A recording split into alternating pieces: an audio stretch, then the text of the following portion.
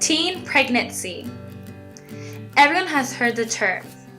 It is something that seems to have made its way into our everyday life.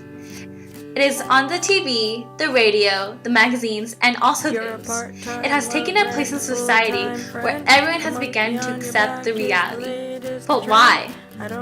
Why has teen pregnancy become glorified and magnified?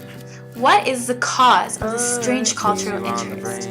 Why is teen pregnancy growing academically among young women in the first place? It would seem nearly impossible with all the information of safe sex. Girls are still getting pregnant, but in fact, 750,000 teens between 15 and 19 become pregnant each year.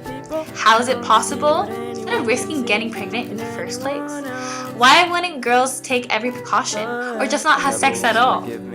But it still happens. 75% of the girls and over half of the boys in the same age bracket report that girls who have sex do so because their boyfriends want them to. You're in high school. You have fallen into a routine.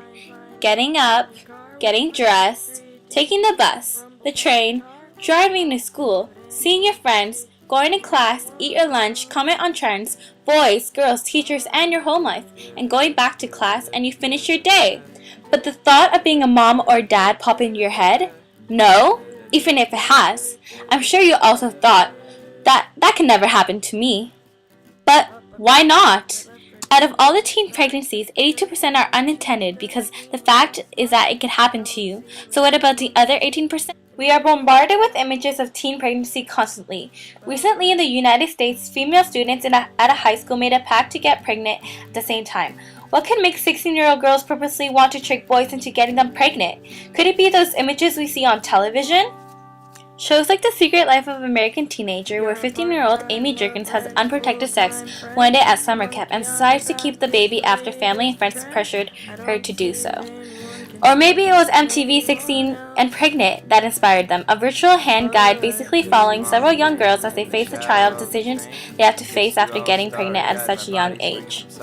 It seems that these young teenage moms are becoming glorified for their decisions to keep the baby and drop out of their teenage lives. Celebrities such as Jamie Lynn Spears and situations like the pregnancy in Glee seems to show that teen pregnancy is something to take lightly. It's something you can deal with in stride and overcome while having all other things as well.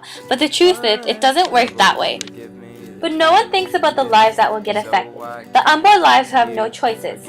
Kids born to teen moms have greater risks. Daughter of those moms will become teen moms themselves. And sons will most likely to end up in jail or some point or another. So you might be thinking, why not just get rid of them before it becomes a problem? Abortion, especially in Canada, has become the most chosen option. Nearly a third of pregnant teenagers chose abortion. All teenage pregnancies, 27% are terminated by abortion. But that doesn't stop the fact that about 1 in 3 women become pregnant at least once before they're 20. Or that sexually active teens do not use protection and has 90% chance of becoming pregnant within a year. The reality is, no matter what we say, people are still going to have sex. And some of those people are still going to get pregnant. So what do? We need to inform you of the real world that awaits you as a teen mom.